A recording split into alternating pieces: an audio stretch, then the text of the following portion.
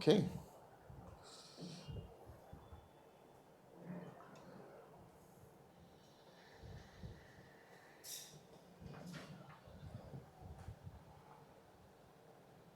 So today we're going to go through something called um, dependent origination. Dependent origination is essentially how the mind causes its own suffering. It is it is a elaboration of the Four Noble Truths. So to go over the Four Noble Truths, the first Noble Truth is suffering, that there is suffering. The second Noble Truth is that there are causes and conditions for that suffering. The third Noble Truth is that there is a relief from those causes and conditions, and therefore a relief from that suffering. And the fourth is that there is a path that leads to the cessation of suffering. These are the Four Noble Truths. Dependent origination is an elaboration of how craving arises and therefore how we cause ourselves suffering. But the cessation of dependent origination shows us the path, which is using the Eightfold Path, the Fourth Noble Truth, to get to the experience of cessation. So we're going to start. Usually, we start from the suffering and then move our way up. But this time, I thought we'll do things a bit differently. I feel like doing things differently this time around. So we're going to start with ignorance. So what is ignorance? Ignorance comes from the word avidya or avidya. Avidya. What is vidya? Vidya is knowledge, wisdom, understanding. Avidya is the lack of knowledge, the lack of understanding. What is the lack of understanding? What is it that we are not understanding through ignorance? Not understanding the Four Noble Truths in every moment. And thereby not being able to see that this is a process in every moment that is arising and passing away. And because it's arising and passing away, it's anicca, it's impermanent. And because it is impermanent, we can't call it happiness. Even if it is happiness that it survives for 50 years out of our 100-year lifespan, it's still impermanent. At some point, we experience happiness, and at some point, that happiness decreases or goes away. And so that is dukkha, right? That is the unsatisfaction or dissatisfaction, unsatisfactory nature of existence. And anatta, which is the impersonal nature. We're not able to see that. So there are levels of ignorance. This reminds me of, hopefully I get it right, this reminds me of something I told people in the US, in the Missouri, in Damasuka in Missouri, at the retreats there. There are 4 levels of competencies. Have you heard of this? The 4 levels of competencies. You are unconsciously incompetent in a subject. So that is the first level of ignorance. You have no idea of what the Four Noble Truths are. You've never been introduced to them. You're consciously incompetent, which means now you're aware that you don't know. So you're aware that there's something called the Four Noble Truths. You never heard of it before. Then you're consciously competent, which is where we all are, where we're practicing all the time to understand and realize what the Four Noble Truths are, what dependent origination is, what jhanas are, and so on. And then you are unconsciously competent, where it becomes part of your everyday life. You don't have to think about loving kindness. You don't have to think about bringing up loving kindness. You don't have to think about the precepts. They are always there, part of you. So ignorance works in the same way. First, you're just not aware of the fact that there is something called the Four Noble Truths. You're not aware about what are the teachings of the Buddha, what are the teachings of the Dhamma, what are the traditions, what are the techniques, what are the processes that are involved. What are the Four Noble Truths? But then you become aware of it, but you forget about it. Sometimes you forget about it. And this is a kind of ignorance, kind of avidya, a lack of understanding in that moment.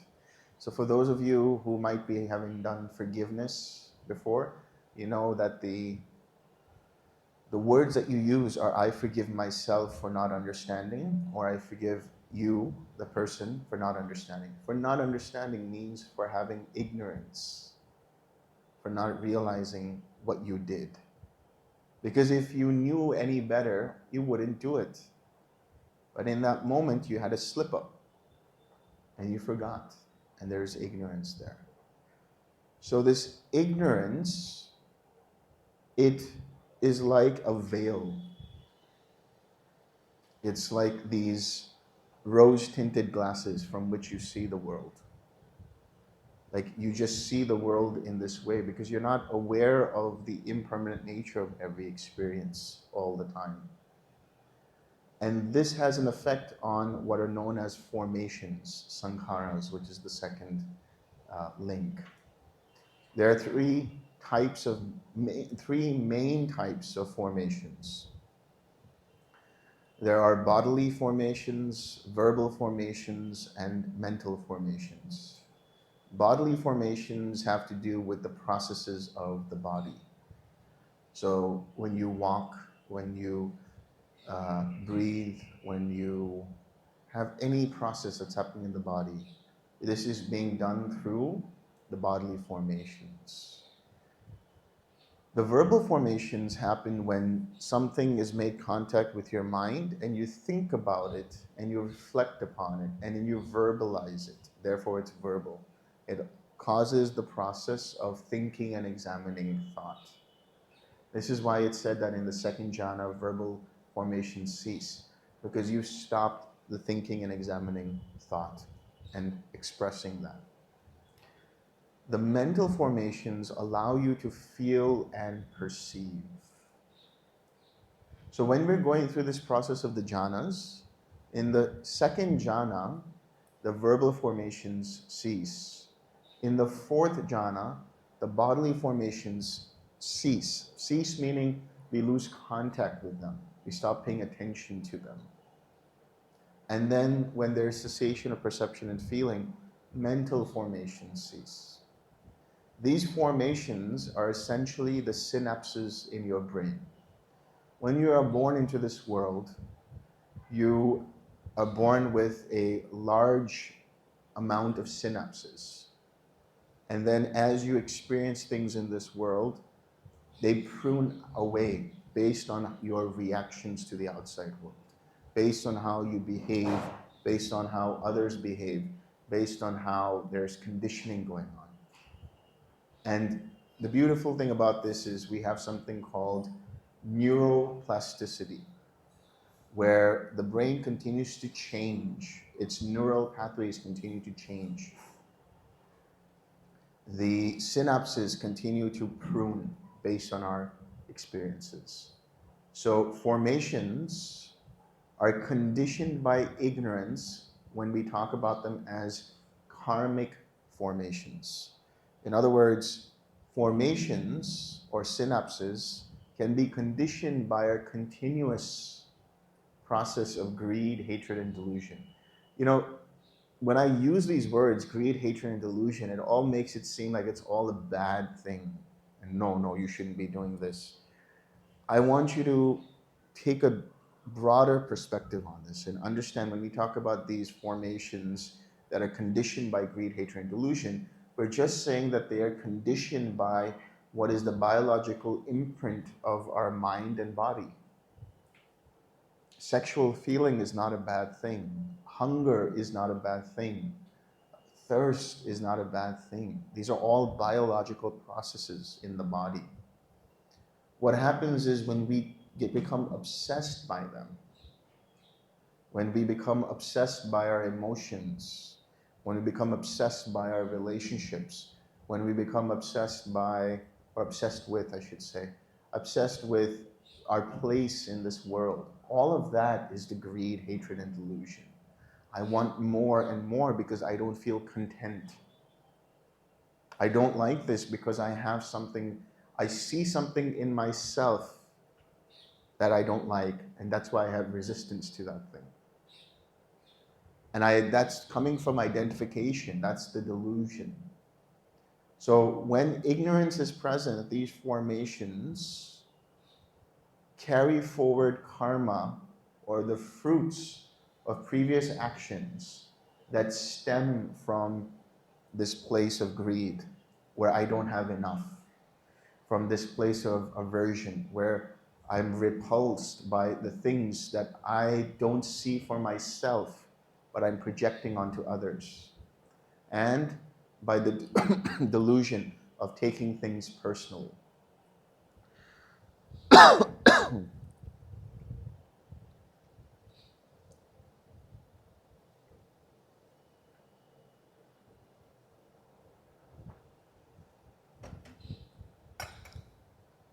And so when I have acted out of these places from this foundation, it will create a reaction that I will have to experience later on. So that karma is the electricity. Right? Karma is the electricity. And when we switch on a fan, that is the reaction that we have to an experience. And the electricity courses through the fan, through the wiring, and the wiring is the consciousness and mentality materiality, which I'll get into a little bit later. And then everything else that happens in terms of the motion is the rest of the process of dependent origination. So karma is basically flowing through the gears of each of these links of dependent origination. If you want to understand karma, study dependent origination. After you study dependent origination, observe how it arises in your daily life. Then you start to reverse the flow of karma. So these formations give rise to consciousness. Now, what is this consciousness that we're talking about? Vijnana. That is divided between the 6 sense bases. There's the eye consciousness, the ear consciousness, the nose consciousness, the tongue consciousness, the body consciousness, and the mind consciousness. This consciousness is not the same as the awareness that is behind all of that. That awareness is jnana. Jnana meaning knowledge. The knowing factor of the mind that is free from hindrances. The mindfulness. This consciousness that we're talking about is limited in its capacity, and it is conditioned by the use of the 6 sense bases. This consciousness is driven forward into and functions through mentality, materiality. Mentality is made up of 5 components. It is made up of contact, feeling, perception, intention, and attention. That's the mentality. What is contact here? Contact is the instrument through which we access information. It is the nerve endings in each of the sense bases that pick up information, right? And feeling, in this case, is the instrument through which we can experience the sense bases and what is happening. So they are called faculties, instruments. Perception allows you to label what is happening. It's the memory center that labels, this is the color blue, this is the color red, this is spicy, this is sweet, and so on and so forth. Intention is the process of making a choice. It's called chaitana. It's inclining towards a choice. It's volition. So it drives forward the karma. This is why the Buddha has said, Karma is intention. Intention is karma. If you're walking and there's an ant in your path and you mistakenly, without seeing, step on that ant, it is understood within Buddhist understanding that that is not breaking the first precept. But you seeing the ant and intentionally squashing it is breaking the precept because there was intention there. So intention drives forward karma. And therefore it drives forward formations and attention. Attention is the spotlight through which the light of consciousness moves. Our intention drives the spotlight in one direction or the other. We make a choice. You're making a choice to pay attention to me right now, but when I tell you to pay attention to the fan, you're making a choice to pay attention to the fan. Your intention drives forward the attention, and the attention drives forward the consciousness. So what we are talking about when we talk about contact, feeling, perception, intention, and attention are essentially the 5 aggregates, which also includes form or materiality. What is materiality? Internal or external, the earth element, the water element, the air element, and the fire element, or the states of matter. The solid state of matter, the liquid state of matter, the gaseous state of matter, and plasma, or heat, temperature. This is essentially what is happening on a moment-by-moment basis. Consciousness is not static when it comes to the sense basis. Consciousness continues to change all the time dependent upon attention, where we choose to pay our attention.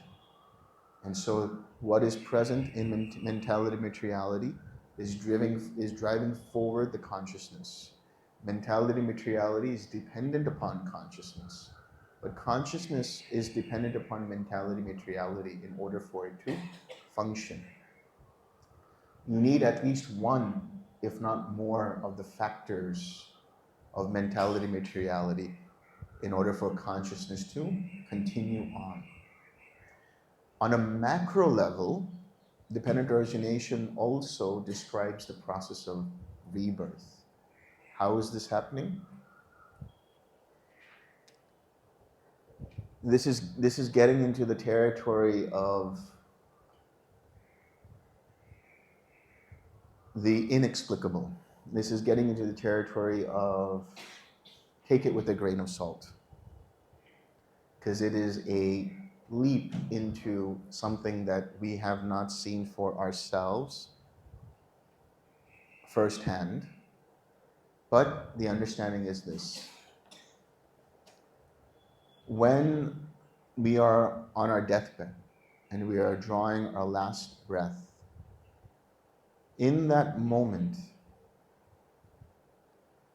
there can happen a few things. We go through a life review process, and the good things we've done in our life may be present, or the bad things in our life may be present, or different things are present, which cause us to identify with those experiences. Or the destination that we're getting to in the next life arises in the form of a sign. That's why some people, when they're dying, maybe a day before, a few days before, a week before, they see their loved ones somehow, or they think they're angels in the room. It's because they're seeing the signs, the lakshan of their new life, basically, the next life. And this happens for people with near-death experiences as well. They go through this. So what happens? They cling to it. They have a reaction to it. They either crave for more, I wish I could do this over again, or I have a lot of attachment to this and I want more of this, or I wish I didn't do this. So there's aversion, there's regret, there's remorse, different kinds of emotions that come up.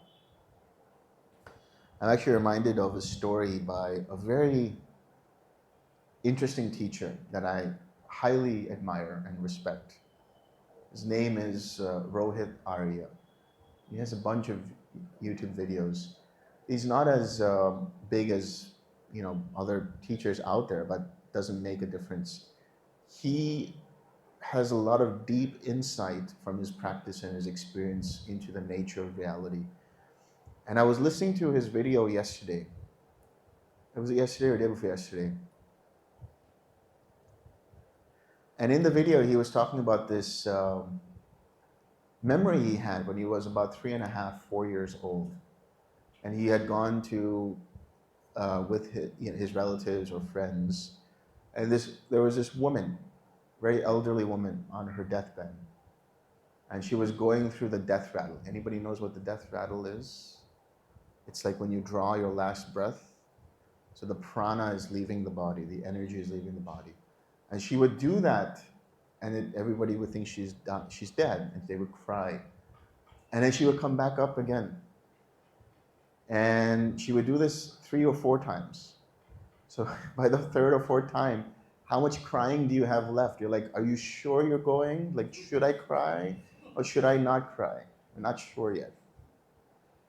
But there was a wise person there who said he understood why she was, because they came from a family of landowners. And for them, the pride was their land that they owned. And so she was attached to her land.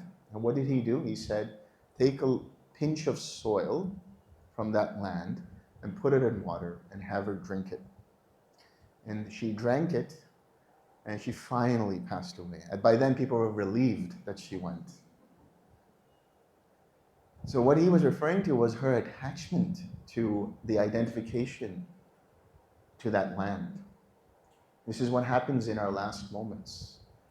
We get attached and we think about, oh, my wife, or oh, my children, or oh, my mother, or my father, or whatever it is. I didn't make enough money. I didn't do enough this. I should have done that.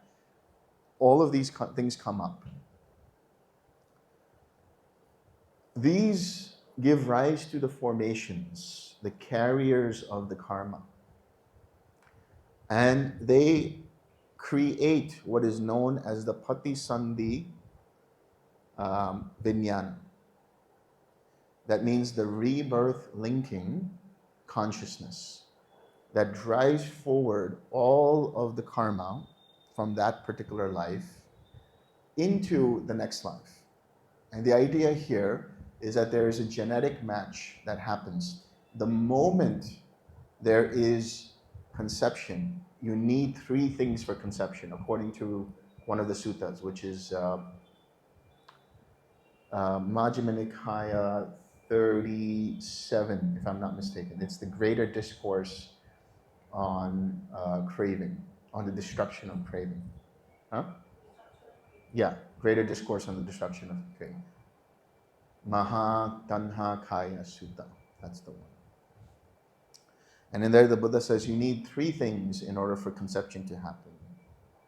You need the sperm, you need a viable egg, ovum, and you need the Gandhabha, which is seen as the descending consciousness. When these 3 come together, there is life. So the idea is in that moment, in that life, the craving drives forward the next karma.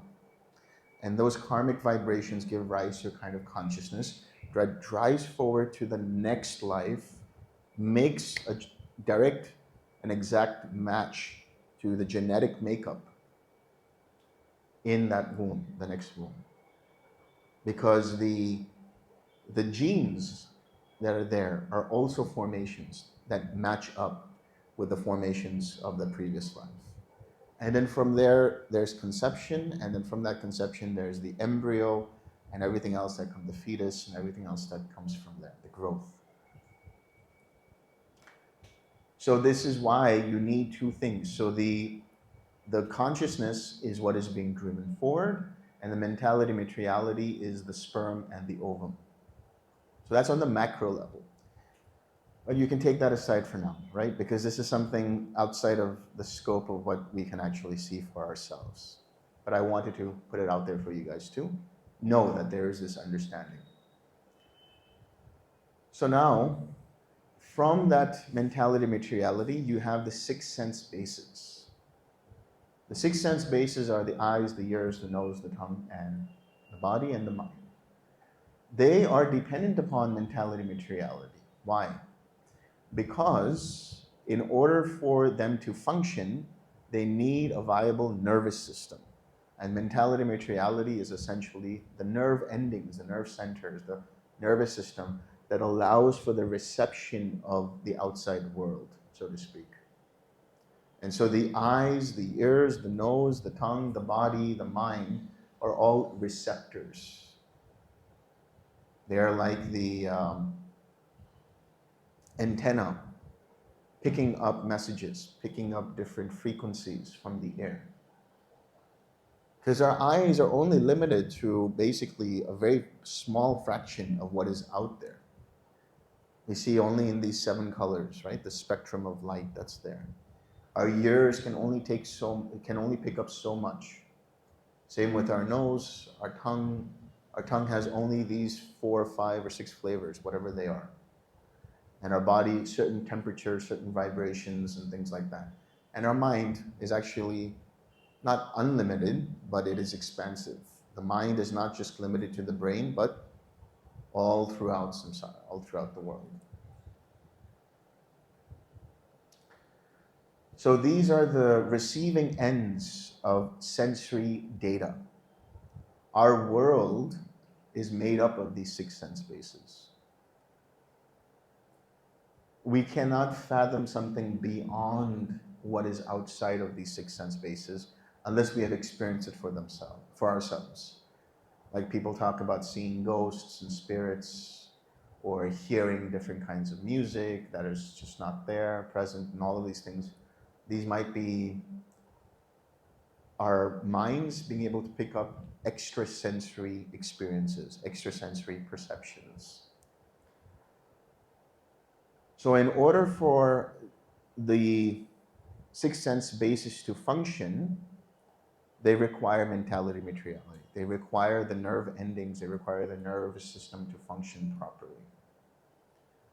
And then contact arises. Dependent upon the 6 sense bases, there is contact. Contact is made up of 3 things.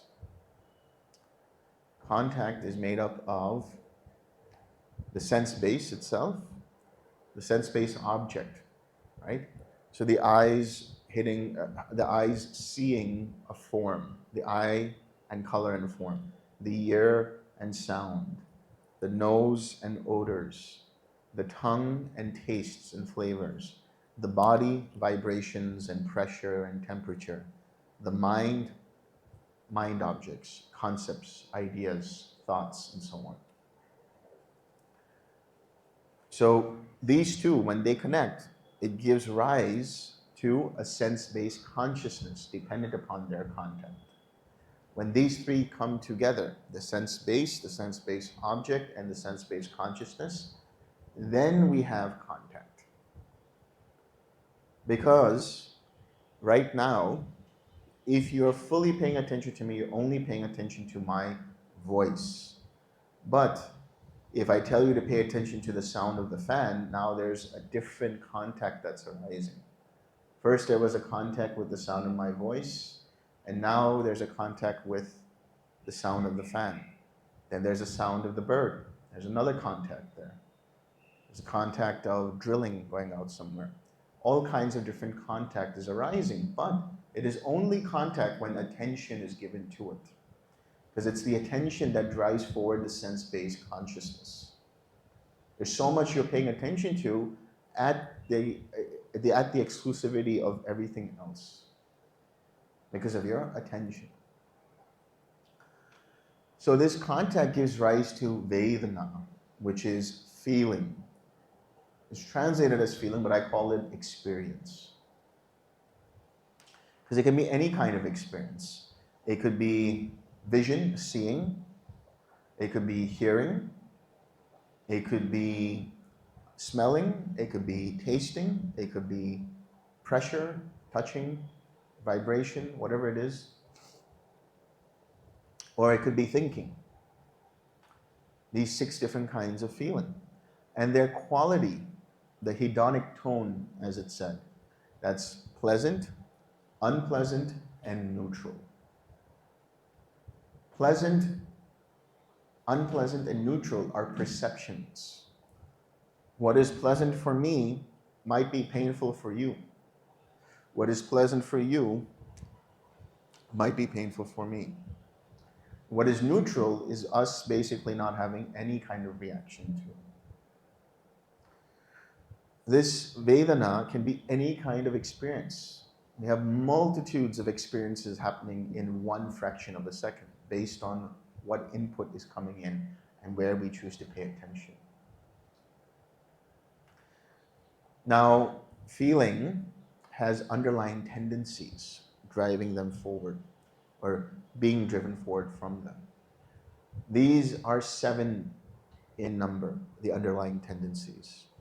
There's the underlying tendency towards craving, the underlying tendency towards aversion, the underlying tendency towards views, the underlying tendency towards doubt, the underlying tendency towards conceit, the underlying tendency towards existence, and the underlying tendency towards ignorance. The underlying tendency towards craving is the grasping nature of the mind. When we have something pleasing, if we misapprehend the experience as this is me, mine, or myself, and I don't want it to end, we grasp at that pleasant feeling, and that is because of the underlying tendency towards craving. When it's a painful experience, we misapprehend the experience as this is me, mine, or myself, and I want it to stop, and therefore the underlying tendency towards aversion makes me push it away. When we're unaware of the hedonic tone, which is to say it's neutral, there can be the tendency towards ignoring it and still taking it personally. Likewise with the underlying tendency towards doubt. What is the doubt here? I'm not sure what kind of state I am in. I'm not sure if it's a pleasant state or unpleasant state. I'm not sure if it's a wholesome state or unwholesome state. That's the confusion that arises.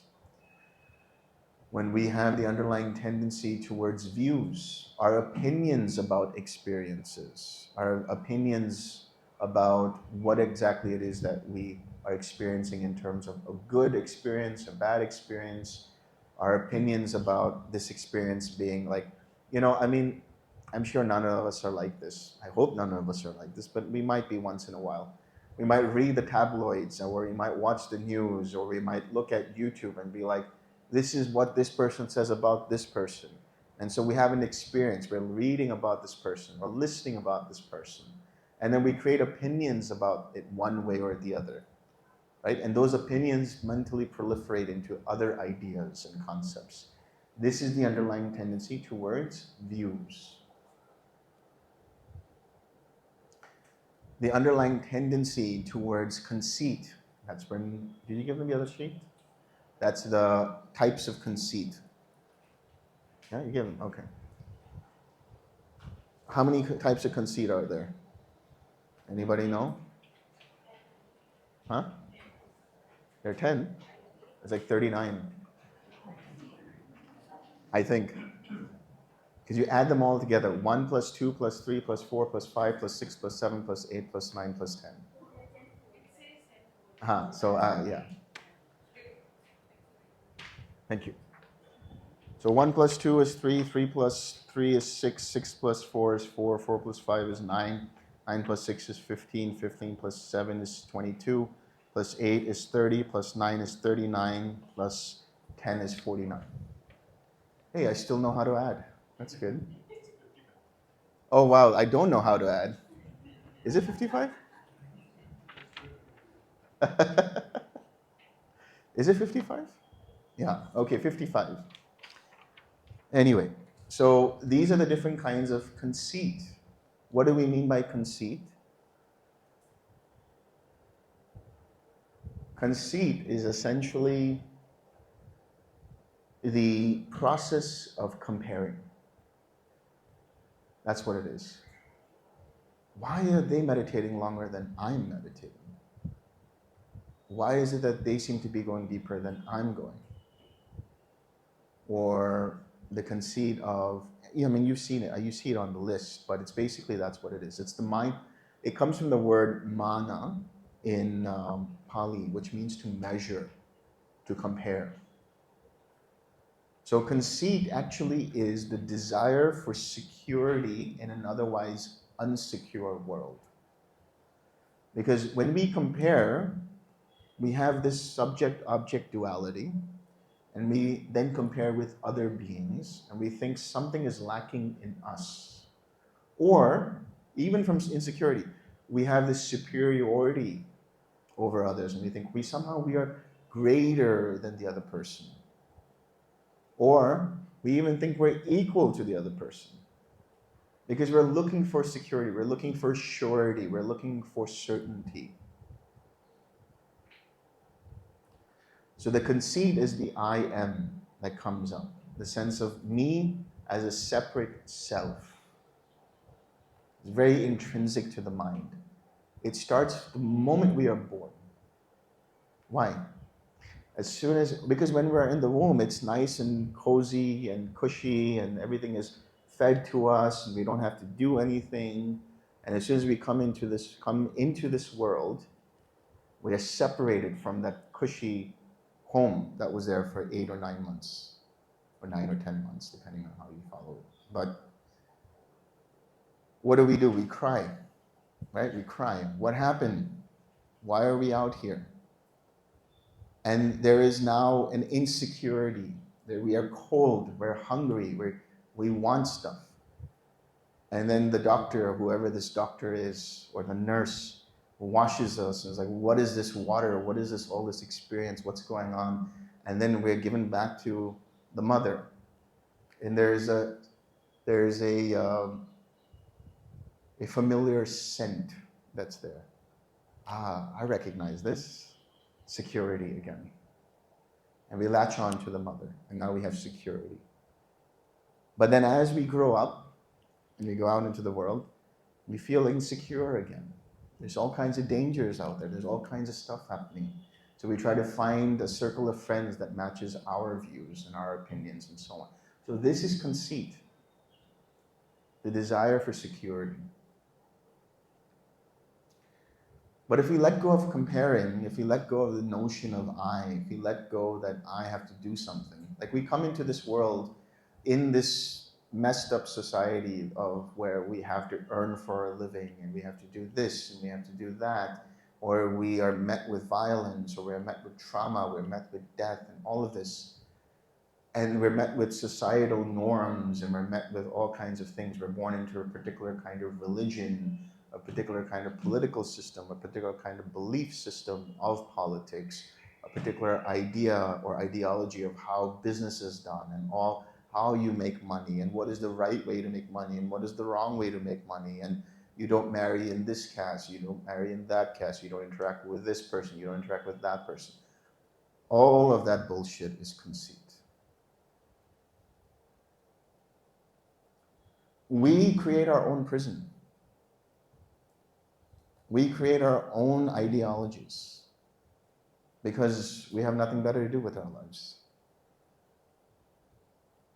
Because we're still seeking that security. We're all little kids trying to figure out how to run this world. And the most immature little kids are the world leaders that we have. He said this to me, he said that to me. I'm going to throw a missile to him just to show him. He's throwing a missile to me. We're going to throw 2 missiles at them. We're going to go to the moon. Okay, we're going to go to Mars.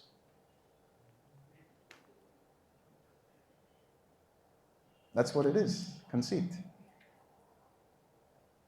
So this underlying tendency towards conceit makes us identify with the feeling, with the experience. Then there's the underlying tendency towards existence. What does that mean, existence? Actually, it comes from the word bhava, which is the habitual tendencies that we've created in our mind in how we decide to act in the world.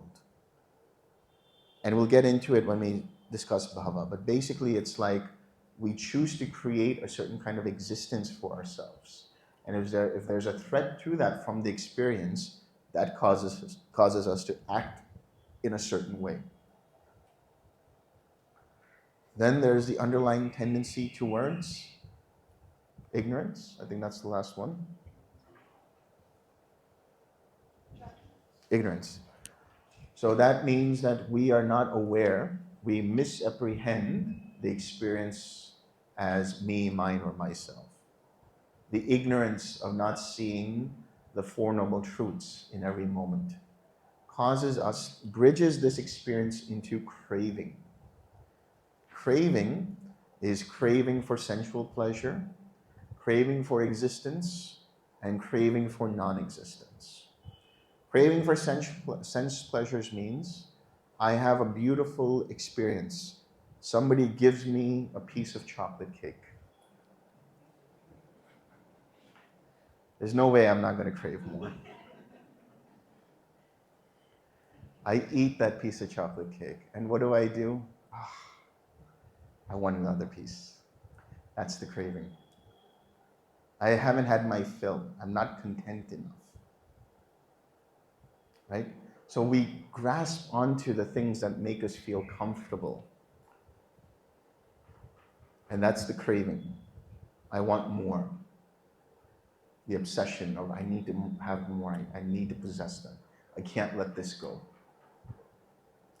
The aversion is when there is an unpleasant sense experience and we push it away. That's also craving for sensual pleasures, but it's the aversion. Craving for existence is, I don't like the place I am in right now, mentally, emotionally, and physically. That's one thing. I don't like it. It's unpleasant. That's okay.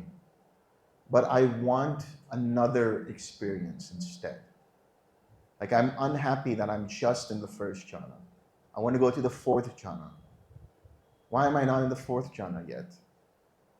That's a craving for jhana, craving for existence, craving for non-existence. It's the flip side. It's the aversive aspect of it. The very extreme form of craving for non-existence is suicidal ideation. I can't live in this world anymore. And why does that happen? Because it becomes very overwhelming to the system. It's difficult to regulate and channelize and understand what's going on. And it becomes so overwhelming, so overstimulating. It's like, I have to end it right now. I don't want this anymore, right? That's a craving for non-existence. So it's even the fear of an afterlife. Like I'll kill myself as long as I know that I'm not going to end up somewhere.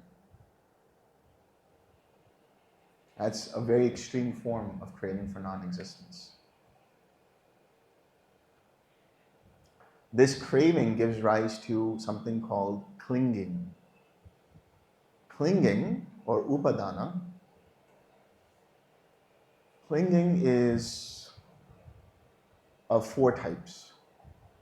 There's clinging to sensual pleasures, there's clinging to views, there's clinging to self-view, and clinging to rites and rituals.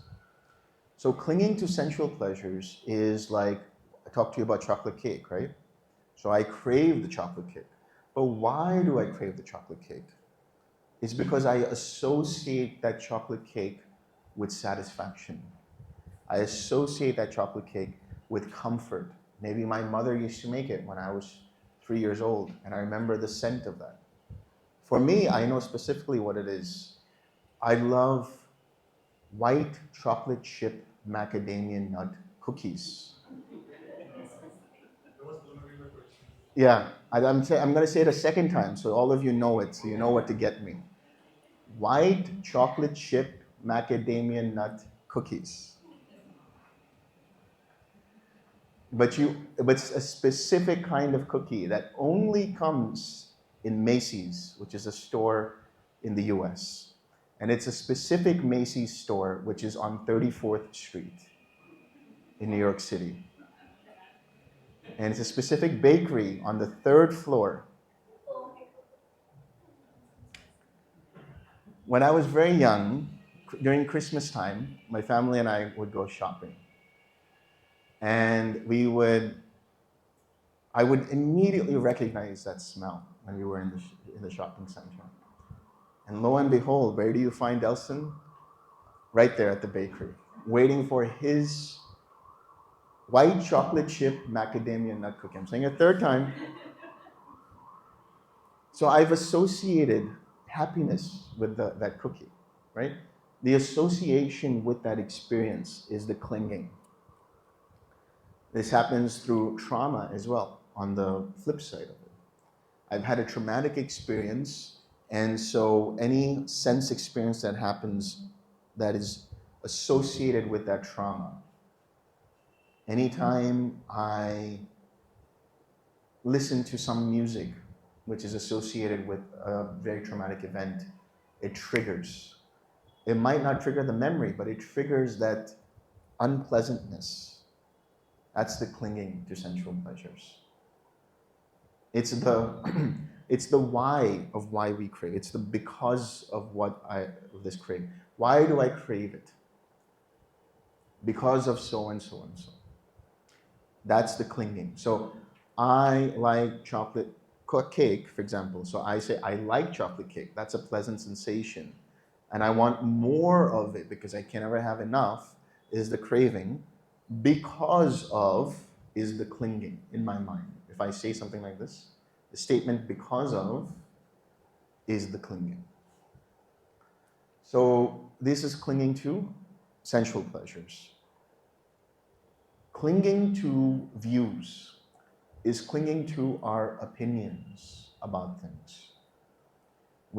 As I said, we grow up in a certain kind of society, we grow up in a certain kind of family with its own ideas about what is right and wrong. And we take that forward. Either we rebel and create our own opinions, or we inherit those opinions and they are there for life. In any case, or in any situation, whatever that might be, clinging to views can mean clinging to our opinions about things, which can lead quite literally to war and violence. Because we're so stuck in our views, in our opinions. This is what happens when we have clash of nations. Right? When we've had the big world wars, it was clinging to views. When we had any great war in the world, it was because of clinging to views. What about in India? I mean, it's mythological. We don't know if it actually happened. But the Mahabharata war, why did it happen? Because of clinging. Clinging to what? This is my land. This is my land, the Kauravas say. The Pandavas says, no, we have a share to this land. It is actually rightfully ours. And it creates all kinds of opinions in the royal court. And because it cannot be resolved, and because it just gets worse and worse and worse, it ends up in Kurukshetra. We have a big, massive war. That's all because of clinging. So clinging gives rise to the stick and stone. That's what the Buddha says. Clinging to views. Then there's something called clinging to wrong view. Wrong view in relation to Buddhism, in comparison to Buddhism. There are 6 kinds of wrong view that the Buddha talks about, or are mentioned in the suttas. The first is materialism, which is that there's nothing beyond just the sense-based pleasures or experiences of the sense bases. The other view is eternalism, that there's something that continues on after this, and I identify with that. There's something called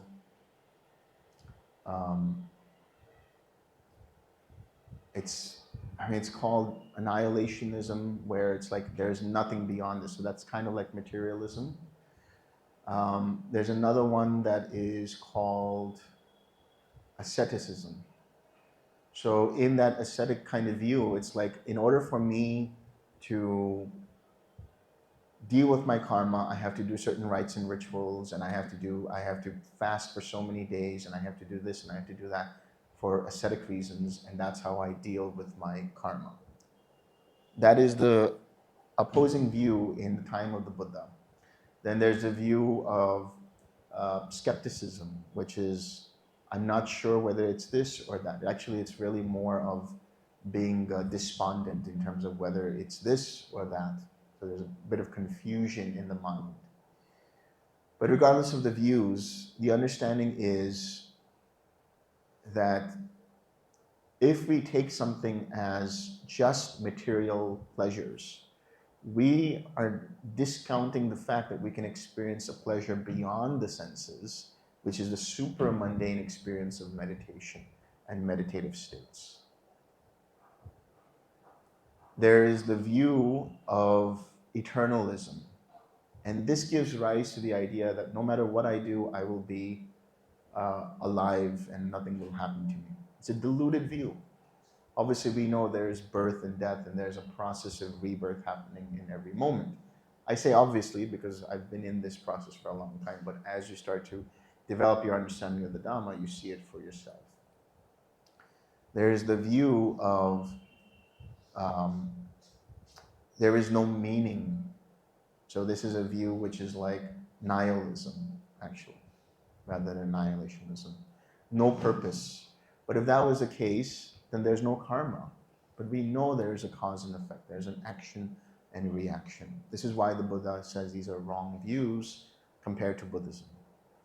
There's something else called Niyativada, which is the view of fatalism, of destiny. It just negates everything else and says we don't have a choice in any matter, and it's just our destiny. And it's just, and the analogy that's used here is just as you would unfurl a ball of yarn, and it moves, and then it just becomes one piece of string. The same way our life is unfurling. It's causeless. There's no effect to it. It's just predestined. It's a very fatalistic kind of view, which means we don't have control over our choices. But we know we do. Our choices nonetheless are conditioned, but they're still choices. We can still make different choices in every given moment. So that's one kind of view. And then that view of asceticism, as I said, is the idea that if you do ascetic practices, it's going to lead to the negation of karma. And the Buddha says the only way of relieving karma is not to mitigate it by doing different kinds of practices, but actually facing that karma and experiencing it with right view, with wisdom, which is with equanimity, non-reactivity, and responding with wisdom. And then skepticism, or this sort of, despondency, is basically like you're not certain about things. There's a lack of faith, a lack of conviction in things. And the Buddha says that's a wrong kind of view, because if you're not convinced about anything, then you're always confused in life. You can't make any kind of decisions. And then he talks about clinging to Dhamma itself. Oh man, there is so much clinging on to Dhamma. If you go on the internet, there is so much. I have seen it firsthand for myself. He says this, that's wrong. He said that, that's wrong. He said this, no, he doesn't know what he's saying.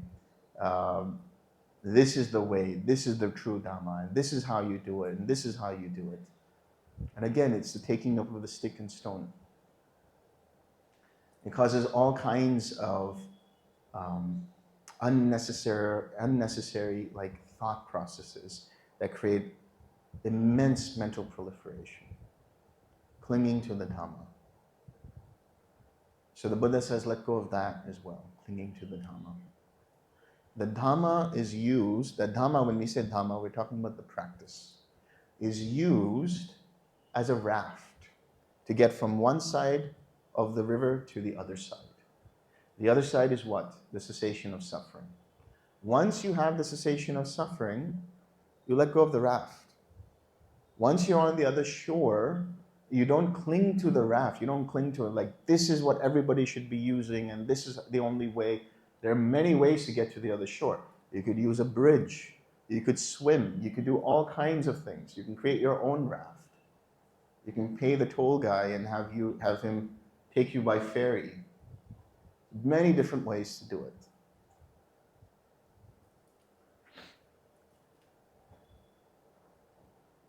So when you have gotten to the other shore, do you carry the raft on your shoulders, or you just leave it aside? You leave it aside.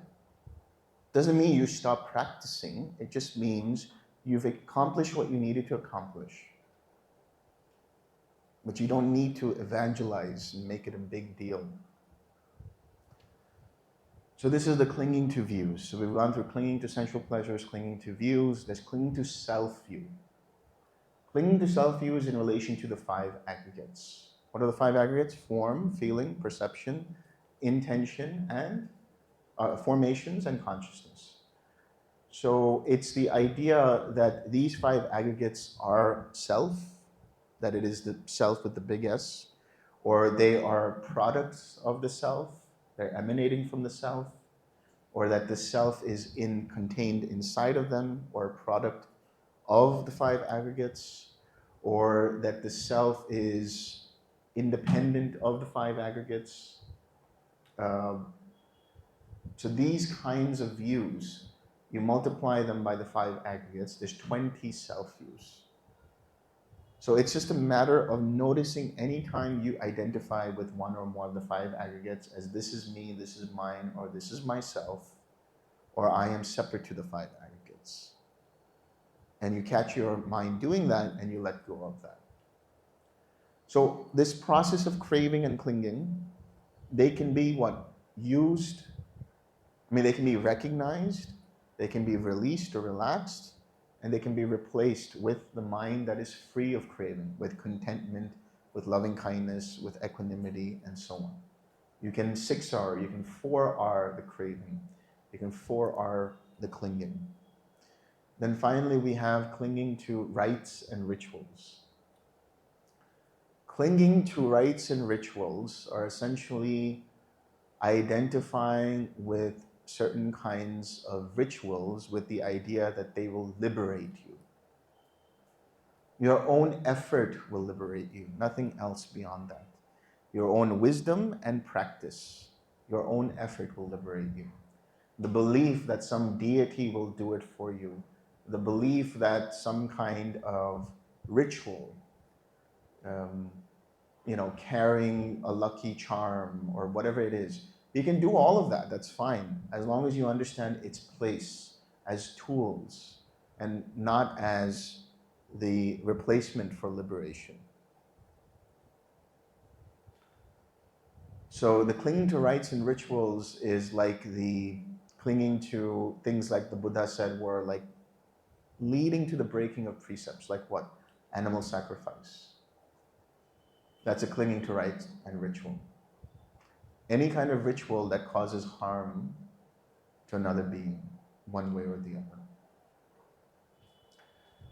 So this clinging in general, it's the association, right? It's the process in which I identify and associate my experiences and the rationalization of why it is I like something, why it is I identify with something, or why it is that I don't like something.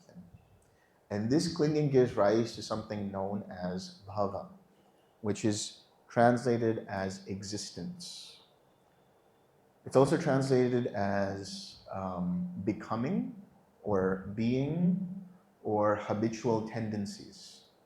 That's the translation that Bhante Vimramsi used to like, habitual tendencies. So there are 3 kinds of existence. There is the sense-based experience, the sensual realms. There is the form existence, which happens in jhanas, and there's the formless existence, which happens in the ayatanas. The jhanas are the first 4 jhanas. The ayatanas are infinite space, infinite consciousness, nothingness, and neither perception nor non-perception.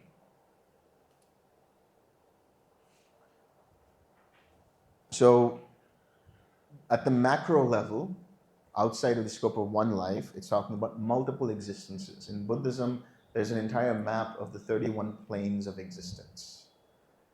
And you have 6 sensual heavens, you have the Manushya Loka, that's the realm of human beings, You have the animal realm, and then you have multiple hells below that. You thought the Christians were bad with hell. The Buddhists have all kinds of hell realms, and I have a good friend, David Johnson, the author of Patinibbana. He loves talking about hell. You should see some of his presentations about hell. Talking about the icy hell, the hell where there's only terror and screaming, the hell of iron spikes, and the hell of fire, and just everything. Just any kind of torture that you can. I think David was probably in hell in the past life. And he was just like,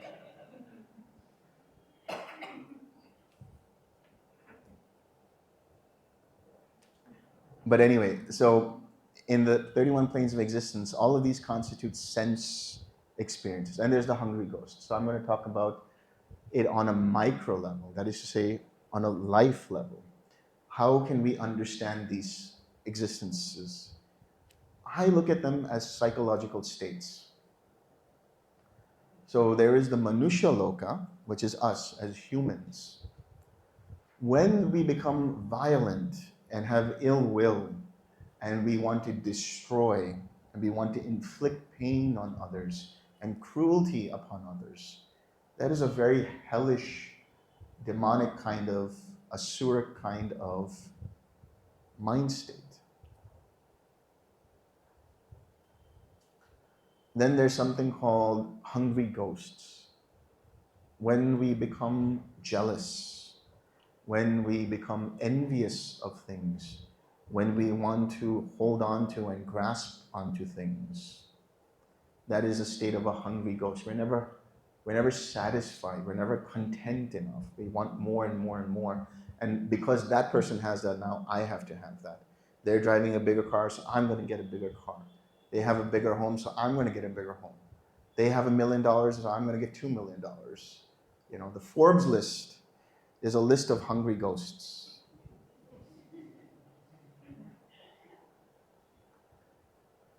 So the hungry ghost, what kind of psychological state do you have that you feel like you don't have enough? The animal realm.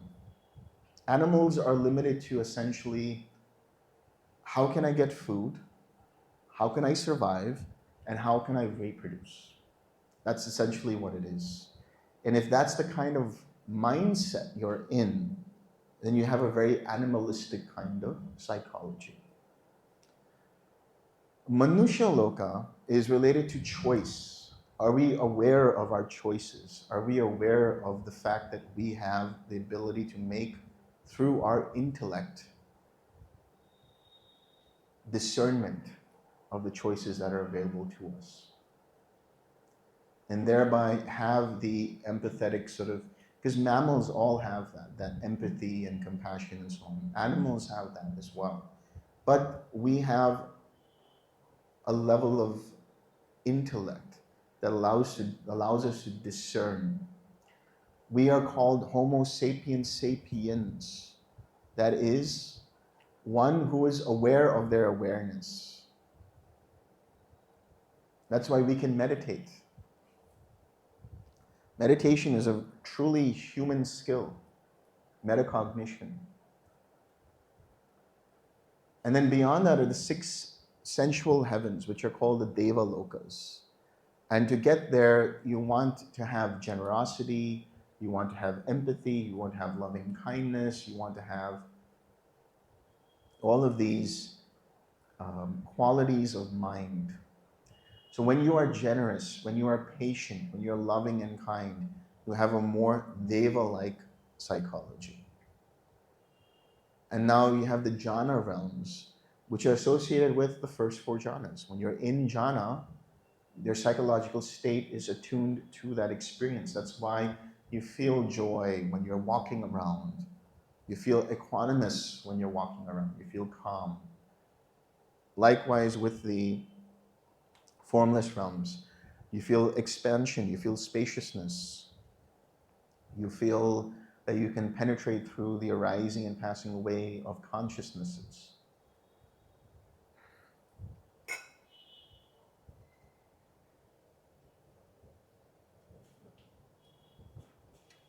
Same with nothingness and neither perception or non-perception. So this is existence. This is one way of understanding it. Another way of understanding it is habitual tendencies. This is essentially like all of the collected data that we have in terms of choices. It comes from our habitual reactions to experiences, habitual patterns of behavior. This is where it leads to that rebirth, which we'll talk about in a bit. But the habitual tendencies is like a library of reactions that we have formulated in our mind. And when we are met with an experience, we immediately react from there. Right? So, for example, we find ourselves attracting very similar kinds of relationships because of our habitual patterns. We will deal with only these people on a subconscious level. And we'll only be friends with these kinds of people because of that subconscious patterning. That's the habitual tendencies. And it can be immediate, it can be reactive. And that leads to what's known as birth or rebirth. Now, on the macro level, we're talking about birth in every moment when the fetus is developed. Right? As soon as conception is there, that is a kind of birth. And then it continues to grow, and those are different kinds of birth until you come out into the world, and that's your birth. But here we're referring to, in one life, the birth of action. So everything from craving to becoming or habitual tendencies, you can use the 4 R's to recognize in your mind. It becomes more difficult as you go downstream. So when you notice, oh, I'm grasping on something and I like something, you can let go of that. You let go of the tightness intention. You notice, oh, I like this, but I really like it because of this and this. You can notice that and let go of that. You can recognize, I really like this and I want this because of so and so, and therefore I'm going to act upon it in this way. Or this is how the world is to me. Or this is how the world should be for me. That's the habitual tendencies. You can let go of all of that. But you can't let go of birth of action.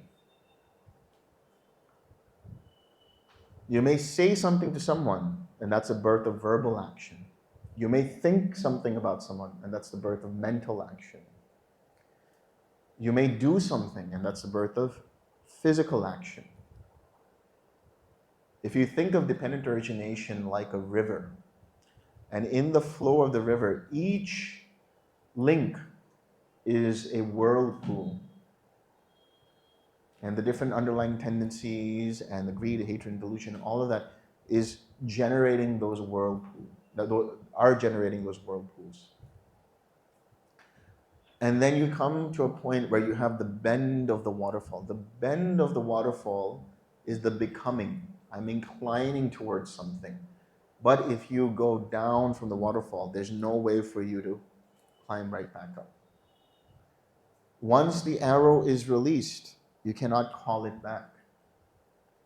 That's the birth of action. So you can't 4R your actions. That is karma.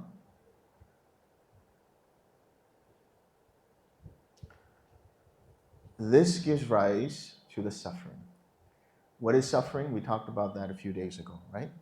It is the unpleasant experiences, the experiences that we don't like, that we don't want, or the experiences that are painful to the body, sickness, illness, disease, grief, sorrow, lamentation, despair, all of those things are suffering.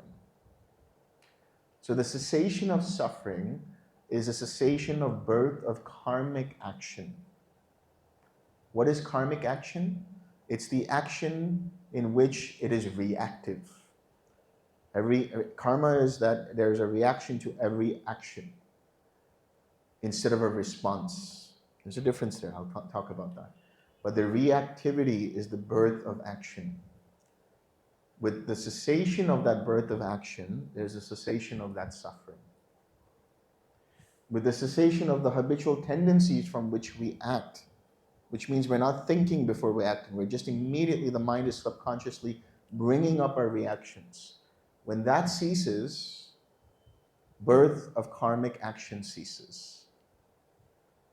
When we stop clinging, when we stop creating traumatic associations and triggers and so on, or when we stop rationalizing why it is that we like something or why we identify with something, the cessation of that is a cessation of the subconscious patterns that come up. When we stop identifying and liking, not even liking actually, when we grasp at something as discontent, we are discontent, we don't like it or we want more of it, when we stop doing that, the cessation of craving is the cessation of clinging. When we let go of our underlying tendency towards craving, when we let go of our underlying tendency towards aversion, towards ignorance, towards views, towards conceit, towards existence, and towards doubt.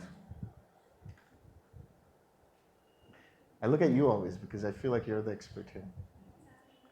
Yeah. The concepts are not there, it is a package.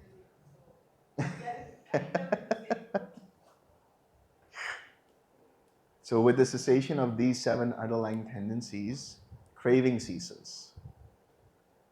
But it's understood with the cessation of that feeling, of the experience, of what? The identification with that experience. That ceases. How does that ceasing happen? The Eightfold Path.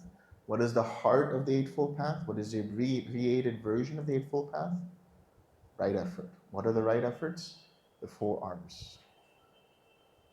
Recognizing these signals, these links as reactions, allows us to let go and thereby let go of our karma. This is the true understanding of karma. The react versus response. The react causes further karma. The response mitigates and alleviates that karma. What is the response here? The response rooted in wisdom through yoniso manasikara, attention rooted in the reality of the 3 characteristics of existence. Seeing feeling as impermanent and impersonal, liable to change, therefore liable to cause suffering, therefore not me, not mine, not myself. A very simple way of doing this is bringing mindfulness, awareness to everything. Because awareness is the gatekeeper. It allows for the mind to be regulated. And when we do this, every time we have an experience and respond, the reactivities that cause the patternings start to weaken. So that we replace those tendencies, we replace that clinging, we replace that craving, and finally we eliminate our continuous bombardment of I need this, this needs to happen a certain way. The constant bombardment of triggers, the constant bombardment of if only it was this way, if only it was that way, the expectations.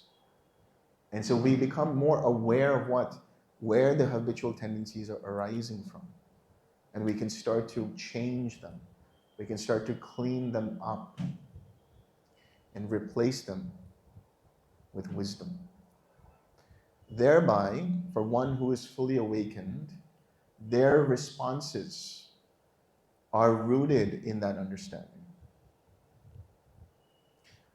So the karma that arises for them is the karma that arose prior to their full awakening. And they just continue experiencing that.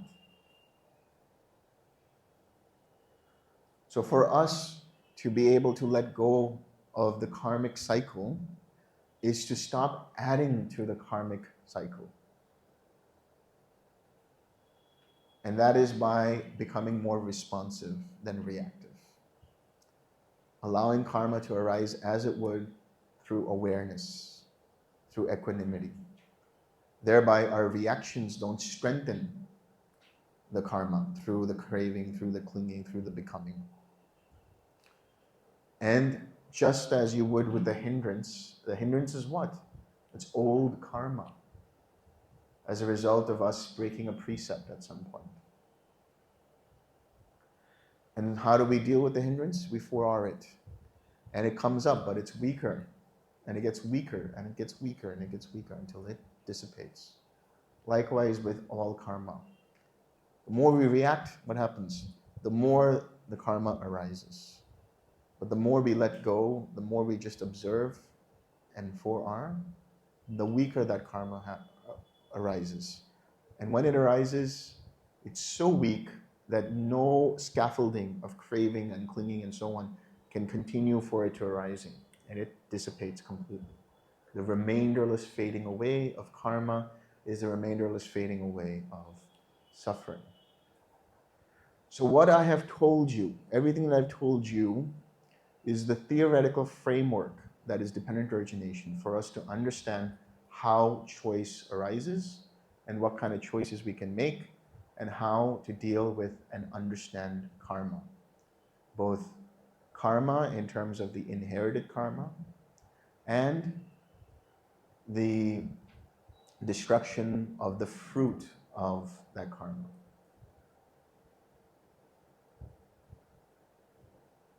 Any questions?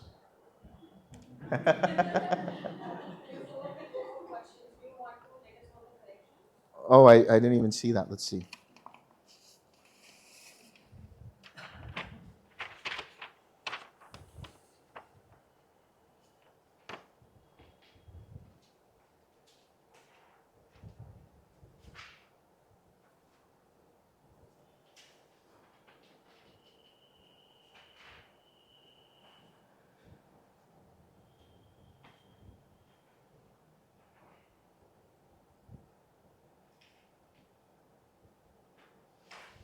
No, I think it's pretty good.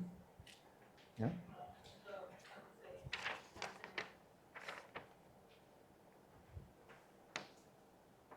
No, it's all good. It's fine.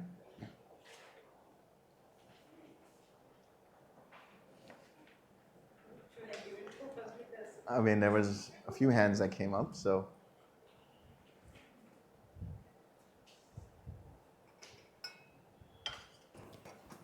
So, am I audible directly? Yeah. So this might sound like I'm asking out of self-interest, which is actually the case as well. So, is it possible that the karma that is placed in the consciousness, it gets purified without getting the fruition, or is there some way it Gets happens purified by? without it actually coming into reality, without it coming into fruition? It just got purified in meditation or something like that. So here's a way to understand karma also. And this is an understanding that I got from um, a woman who, I think it was Venerable Obasa, but I can't be for sure. But in any case, it was a woman who was a student of a teacher named U Pandita. And he had a great way of explaining what karma looks like. You say you have 3 different kinds of fruit seeds. You have an apple seed, you have a watermelon seed, and you have an orange seed. You plant all 3 seeds, but you plant one seed with proper nutritious soil, and it has enough sunlight and enough water. You plant a second seed. It's in okay soil, and you give it enough nutrition and water and sunlight. You plant a third seed, which is in barren rock. Now, of course, the watermelon seed will grow, and let's say the orange seed will grow, and the apple seed might not grow. Let's say the apple seed is in the barren rock. Why? Because for each of these 2 seeds, for both of these 2 seeds, there's enough nutrition. But the third seed doesn't have enough nutrition. Now, by the nature of that seed, it will grow at its own rate. So this is like karma. Karma is like seeds. If there is no cause for that seed to grow, there's no nutrition, then it won't grow. It won't arise. But if there is enough nutrition for it to grow, and the causes and conditions are correct, by the nature of the intensity of that karma, it will grow at a certain pace. What is that intensity? Emotional intensity of that karma and the emotional reactivity to that karma. Karma can only be purified by its experience. There's no other way to do it. Just by experiencing it and responding with it to it with wisdom. So when we do meditation, when we have mindfulness, we're utilizing the tools that cease further karmic arising. So that allows us for the growing, for the tree, but at a certain rate, and eventually we don't collect the seeds. So no more fruition. So it's not like we prevent or run away from our karma. We face the karma in the appropriate manner, which is with equanimity and mindfulness.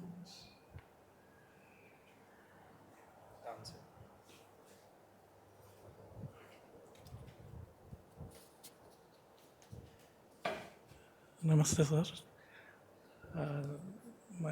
This feeling, perception and feeling. What is the relation exactly is happening, and what is the difference between sensation? See, sensation. Suppose I have something happened here, the pain has come. The feeling is we are telling that it is. Uh, this is a painful Pleasant or feeling, unpleasant. pleasant, unpleasant, like that. And what is the difference between all these things and the relationship between the feeling and perception? Okay. So sensation is the experience of the six sense bases in terms of what is happening. Like, for example, the seeing, the hearing, the smelling, the tasting, the touching. These are the sensations, the raw sensations. The perception that it is pleasant or unpleasant is the perception. The labeling of the experience is the perception. Feeling encompasses sensation and emotion. So feeling can be mental as well as physical. Vedana, that's why I don't call it feeling, because then it's like, are you talking about emotional feeling or what kind of feeling? So I call it experience. Perception is that part of the mind that labels the experience. Like when we are, let's say, little children, and there's a stove fire, we have the experience of seeing that stove fire. And our mother tells us that's the fire, be careful. And so there's the knowledge that that fire is to be careful with. That's the perception. But some of us, like myself, when I was a little kid, don't like to listen to their parents. So we decide to put our hand on top of the fire. So I don't trust what she says. I want to see for myself, what is this fire all about? So now I experience painful feeling because it's way too hot. And I get, burned. Next time I see the fire, I perceive it as not to be reckoned with. So the perception is rooted in the memory of the initial experience. And thereby, every time we have an experience, we're always perceiving, we're always labeling what that experience is. Only labeling. This is coming from database. The perception is the commentary on the experience. Thank you very much. So her and then him.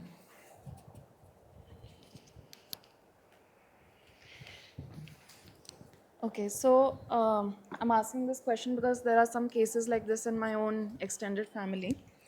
You talked about the three factors of conception. So, what are the chances when you lose a loved one, especially someone very close to you? During rebirth, their genetic match is you or someone around you. And does it happen more often than random genetic matching? Are there any studies done on that? Yeah, this is the problem with rebirth. You know, we can't really prove all of these things. But the genetic match is not necessarily within your own family. The genetic makeup is basically the genome that matches the karma of that particular person. So a person can be born as a human, or they can be born in a different realm, but it depends upon the mentality, that is the different faculties of the mind, and the kind of genes that are there in that physical body. So with the sperm and the ovum for a human or animal or whatever it is. And it doesn't need to be within one's own family or extended family necessarily. It's just that that particular mentality material, that particular name and form is suitable for the expression of that karma that needs to be expressed through those formations. Having said that, I know of one of my teachers whose mother had passed away, and his granddaughter was born sometime later, and there was a person who said that um, granddaughter is essentially his grandmother. I'm sorry, his mother. In other words, the granddaughter's grandmother. So, because she exhibited very similar behavioral patterns and she knew things about her late grandmother that nobody had told her. So, this can happen within one particular extended family as well. Does it happen because there's still some unfinished business and you're Yeah, karmically very linked? much possible. Yeah. Yes, very much possible. My second question is you talked about the 31 realms. So, is there anything outside? Is there any way to break outside these 31 realms? Is there anything beyond that? And do these 31 realms exist independently or are they interlinked and spill over into each other? Okay. So the 31 realms are basically the Buddha's interpretation of the loka system that we have in Hinduism, the 14 lokas and so on and so forth. But it's also that outside of these realms is nirvana.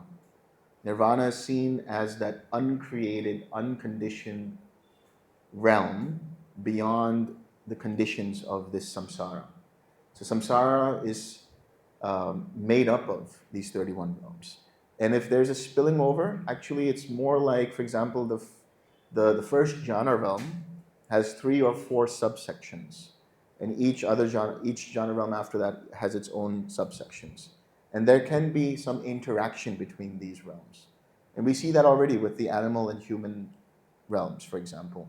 But it can happen between devas and humans, devas and demons, and whatever else we want to call it. So there can be a cross pollination of experience.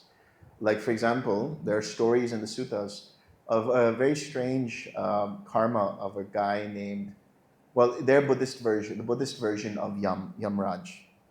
Like, his whole thing is to bring people to the next life or into whatever realm they're supposed to be in. But he has a very sort of boring job. He's got to just be there and somebody has to judge where they go and everything, right? And so he's sort of like a cleric, or sorry, a clerk. But he remains in the lower realms in order to kind of sort people out, beings out. But after he's done with his job, like after he's given his 8 hours, he goes to the Devalokas, where he has a celestial mansion. This is, of course, all stories, but the idea is that there is interplay between these realms. So, when people do DMT and they see these entities, is that an example of cross Oh, yeah, for pollination? sure. For sure. There's something going on there that is beyond the scope of just the mind. It's an actual travel in different realms. Thank you. questions. Is humility the opposite of conceit? And Humility, what the opposite of? conceit? And Second is it question. no? Is it something to sort of develop, or is it nothing? Humility Yeah. is the opposite of vanity and pride and arrogance, which are different types of conceit. Humility is like contentment in my own self. In other words, like if I'm comparing with someone, then I have pride over someone because of superiority complex. Or I have a inferiority complex, and thereby I try to overcompensate, and I have arrogance and vanity. But humility is like a certainty in one's own value, as opposed to false humility, which is like, oh, I'm not worthy, or I bow down and this and that and all that. No, actual humility is like I have a certitude in what I'm doing, and I'm content in what I'm doing. I'm not comparing it with anyone else or the world around me. Second is these astrological remedies like stones and amulets or whatever. Compared to following the Dhamma and sort of meditating to attenuate your karma, what is the relative impact of these remedies? There is an impact. There is an impact. In fact, the Buddha even talks about it in some cases. He says that certain amulets can give you certain siddhis. And certain amulets can actually help with calming the mind, giving some level of peace, or each potion or amulet or talisman or whatever has a certain effect. But again, that's why I was saying we use them as tools if somebody wants to go in that direction, but we don't use them as crutches or replacements for the actual effort that needs to be made.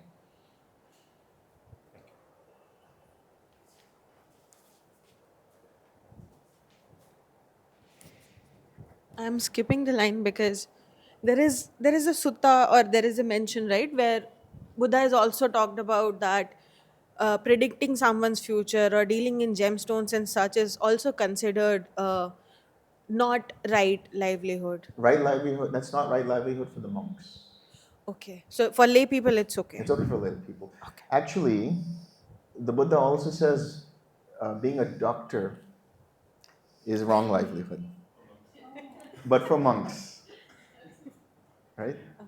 In other words, right livelihood for monks is you came into this world of monkhood to meditate, to study, and to liberate yourself. Dealing with other stuff is a waste of time for you because you're in a very one-pointed, singular direction. But anything related to medicine, astrological stuff, palm reading, gemstones, all of that, these are all okay to be for lay people. In fact, if you remember, we had apparently an astrologer predicting, or at least somebody predicting the future of Gautama. Either he will be a Chakravarti or he will be a Samasama Buddha. So, And then he became one of the 5 Yeah. early students. Yes. yeah. So these four elements which are mentioned in like mentality, materiality, like the four ones, earth, wind, fire, water, are these subjected to like each individual? Yes.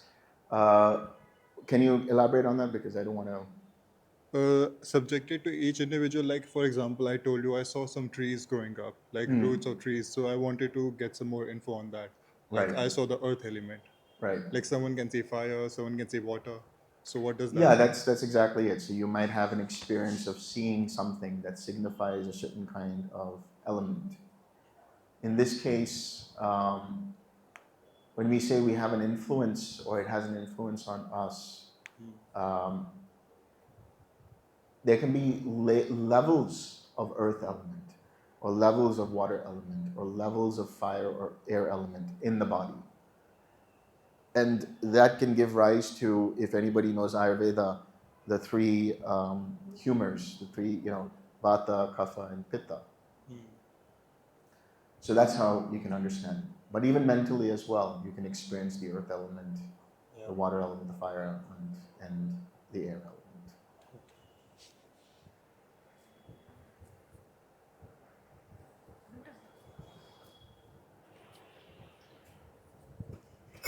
Hi, Delson. So I have two questions. One is I really found the Rohit Arya story very fascinating. Which one? The Rohit Arya, the one where Yeah. somebody was dying and she had an attachment to her land, right?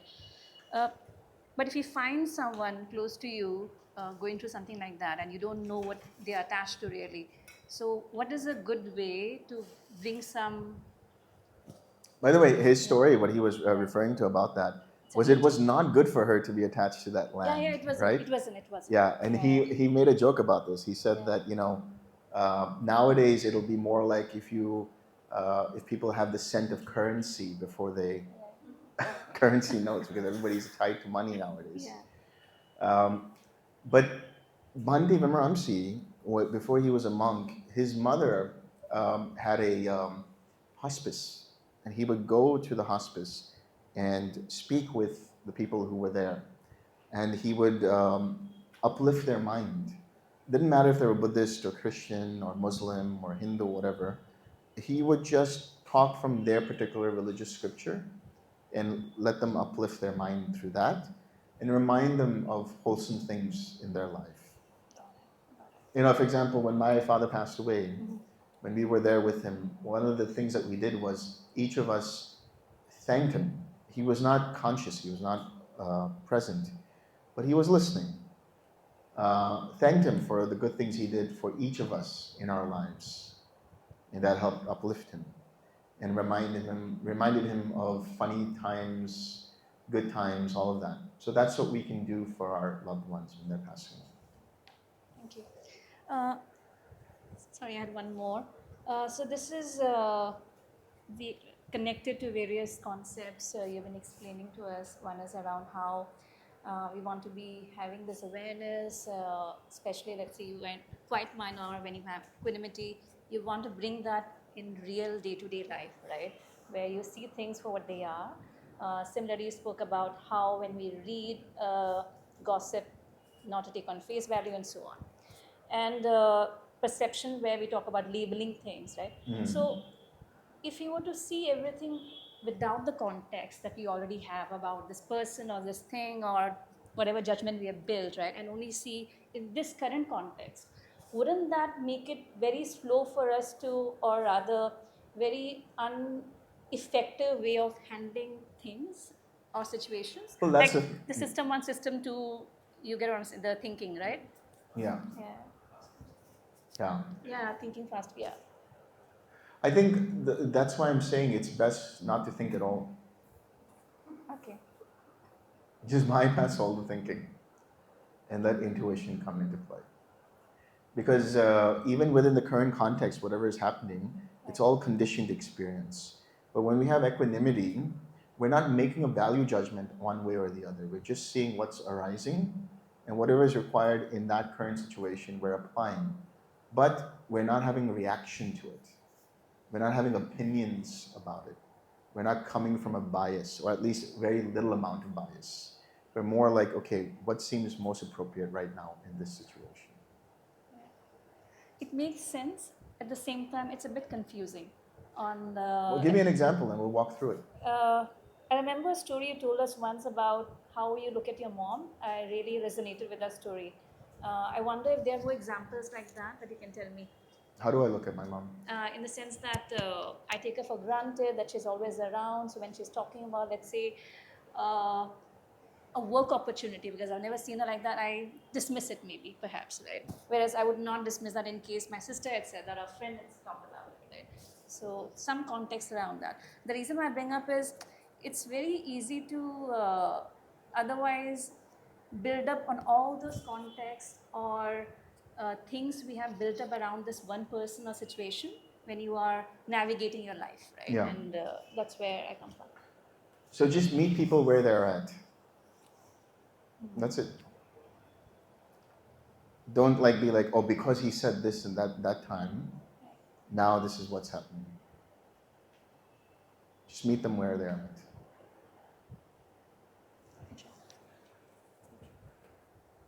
I think first is a comment to your statement. So there are death dollars these days, just like there are birth dollars. Like I went to a hospice and I realized there's training for how to deal with dying and help them pass on. Yeah, yeah. Yeah, so I just found that interesting. Like there's something for birth as well as for death. Yeah. And okay, on to my question. I got a bit confused about karma versus reaction versus hindrances. So, for instance, pain or appearance of pain is karma, and my aversion to it is the reaction. And we are 4Ring the aversion, not the pain, right? Okay, similarly, if there is hindrance of sloth and torpor, what are we 4Ring? The reaction to or the resistance to that. Yes. Okay, got it. Right. Another question would be around perception. Say I have a fresh experience, maybe of a jhana or something. Then in the database, like he said, there is no entry, right? So a fresh entry will be made at that point. And Yes. from next time onwards, I'll recall from that Yeah. memory. That's perception, the recalling of what that And experience. it's not present in this list? Yeah, it's not present in here, but it's tied to the link of feeling. Okay, so the Yeah, you first time then there is no, it's just feeling. It's just feeling. It's consciousness and feeling. Consciousness meaning the awareness of the feeling, and then somebody contextualizes what that is, or you yourself understand through learning and so on. And then next time you perceive it as so. In fact, immediately in that moment you perceive it because you're aware of, okay, now that's the color red, or oh, that's that first channel.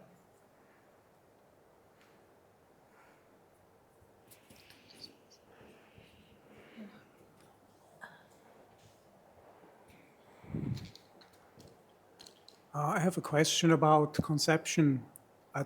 When does actually the mind get attached to the baby? At this very moment of conception, or is it at a later stage when all the code and DNA and everything? I think once the code of the DNA is sort of unpacked, then there's a formation. So right now, or in that moment, only formations are functioning. Formations, and then consciousness is slowly being developed as the mentality materiality forms, and then there is the process of reactions and stuff that's happening even in the womb. So it doesn't happen immediately. No. So exactly at the moment of conception. So the idea is that consciousness descends and formations are there, but then mind comes into the picture as it's starting to form, and that might take after a little while. So how long is a while? It depends on the human. Because there's always the question about abortion. People have. Well, in that case, I mean, Buddhism would straight away say that life is consciousness, and the formations and the intentions. So at conception, there's birth. There's a birth of mentality materiality. There's a birth of some kind of materiality, at least, with formations. And then the mind, just because there's no mind doesn't mean there's no life there. Yeah, yeah. So it's killing, yeah. So the Buddhists will say the life is actually starting at conception.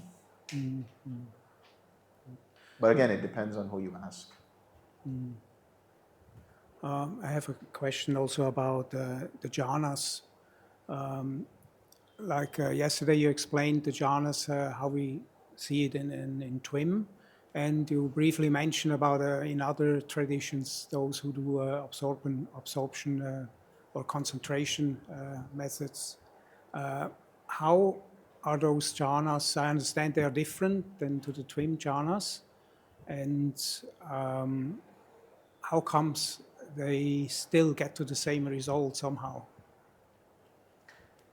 That's a good question. That's what I asked the TWIM community too. The thing is, there's this bias in TWIM that we have the answer. That's why I don't consider myself TWIM. I don't consider myself any kind of teacher. They have this idea that TWIM is the only way to get to enlightenment or awakening. But there are the other traditions that are available there, and it's a matter of your inclination and your mindset and what you find useful for you.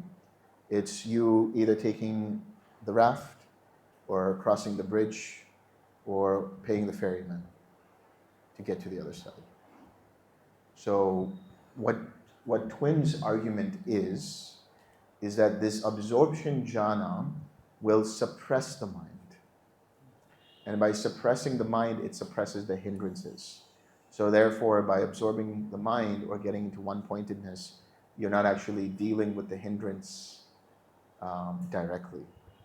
And thereby, you're not making any kind of progress.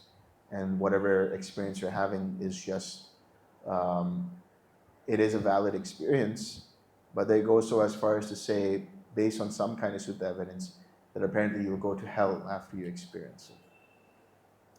Yeah, like you'll experience it, then you'll go to that Brahma Loka associated with that jhana, and you go all the way back to hell, and you start over again.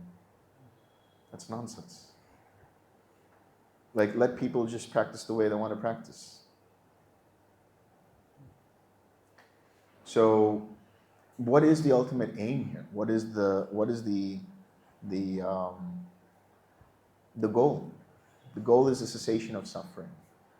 And the cessation of suffering is essentially letting go of our conditions, whether that's a kind of craving, a kind of clinging, kind of becoming, and thereby letting go of hindrances. So we can say a practice that helps us to develop wisdom and also ceases suffering is a valid practice. So that could be anything. Even an absorption jhana possibly can help you by developing wisdom. Maybe you come out of the absorption practice and then you develop it through vipassana. Because the Buddha has said there are 4 ways to the Dhamma. There is samatha, there's vipassana followed by samatha, there is samatha followed by vipassana. So in the first case, there is a process of going into jhana, having a mind that's collected, and then investigating into the nature of reality, and that's the vipassana. Or you use vipassana and you get into a collected state of mind and calm down the faculties. Or there's a tying or yoking together, and this is what Twim says it is, which is tranquil wisdom insight meditation, samatha and vipassana together. So there's jhana plus vipassana. And there is the 4th method, which is due to agitation about the Dhamma, one discovers it, or one experiences Nibbana. And this is the case in what they say was with Ananda, where he had to go to the council of Arahats, and he was walking up and down, and he's like, how am I going to get there? Because in order for him to join the council, he had to be fully awakened, and he had a lot of disturbance about that. But then he relaxed and let go, and just before his head hit the pillow, he attained arahatship.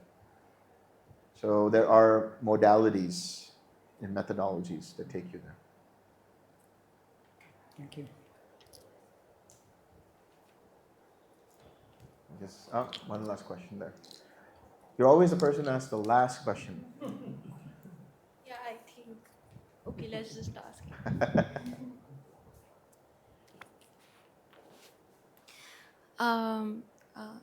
Are the lokas, do they just exist or are they created or?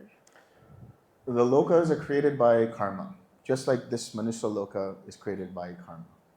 All lokas. So one's karma determines one's place in samsara, and for some while, some lokas are just empty because there's no karma leading to the creation of a being in that particular loka. So, if there's no one, then the loka does not exist, or will it come into existence when there's appropriate karma for someone, a being to be born there? It will come into existence when there's appropriate karma for a being to be born there. Okay.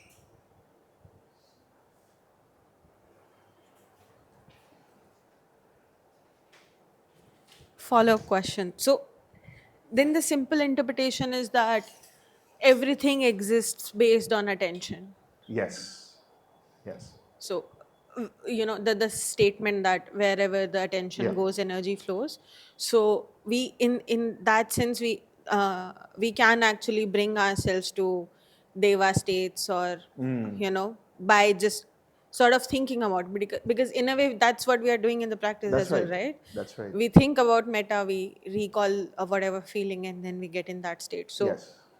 then not thinking that rites and rituals will lead you to nibbana, but using any kinds of rites and rituals to create any form of faith or any form of sense of ease, that can be used as a tool, right? Absolutely. And I think that's where again the Pali canon, the chanting and morning, Yeah, evening, all so of it's that a is there. skillful use of the rites and rituals with the understanding that they're tools.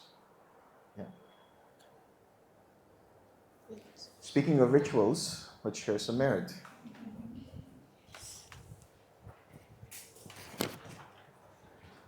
May suffering ones be suffering free, and the fear-struck fearless be. May the grieving share all grief, and may all beings find relief. May all beings share this merit that we have thus acquired for the acquisition of all kinds of happiness. May beings inhabiting space and earth, devas and nagas of mighty power, share this merit of ours. May they long protect the Buddha's dispensation. Sadhu, sadhu, sadhu.